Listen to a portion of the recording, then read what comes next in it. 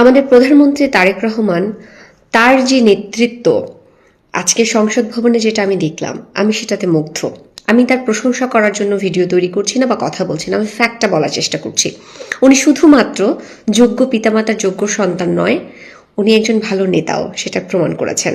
উনি ওই নেতাকে স্মরণ করেছেন যে নেতাকে সবাই এই মুহূর্তে গালি দিচ্ছে, যারা হচ্ছে ইতিহাসকে বিকৃতি করতে চাইছে। সেই মুহূর্তে তারেক রহমান শেখ মুজিবুরের নাম উচ্চারণ করেছেন, তাকে স্মরণ করেছেন। তারপরে তিনি মানে আরো অনেকের নাম স্মরণ করেছেন, তার মধ্যে শেখ মুজিবুরের নামও ছিল।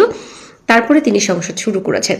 এই জিনিসটাতে আমি তার কাছ থেকে অনেক কিছু শেখার আছে, অনেকের শেখার আছে, যে যারা হচ্ছে সম্মানিত মানুষ তাদেরকে সম্মান করতে হবে, যাদের যে প্রাপ্তিটা আছে সেটা আমাদেরকে স্বীকার করতে হবে।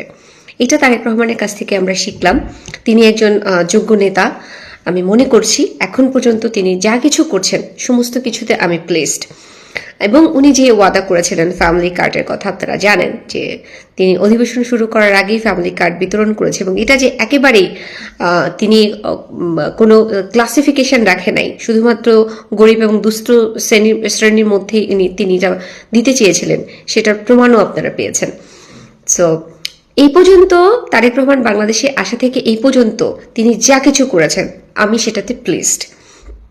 আমি মনে করছি আগামীতে বাংলাদেশ যে গণতান্ত্রিক রাষ্ট্রের স্বপ্ন আমরা দেখি, তারেক রহমানের হাত ধরে সেই স্বপ্ন বাস্তবায়ন হবে। যদি এর মধ্যে ভুলভ্রান্তি কিছু হয় সেটা নিয়েও আমরা কথা বলবো, কিন্তু এখন পর্যন্ত যা কিছু আছে সবই ভালো হয়েছে। এই সংসদের ওই 11 দলীয় জোটের কাণ্ডগুলো ছাড়া যা কিছু হয়েছে আলহামদুলিল্লাহ, আমি সেটাতে প্লেসড। সবার আগে বাংলাদেশ, বাংলাদেশ জিন্দাবাদ। এটা বিএনপি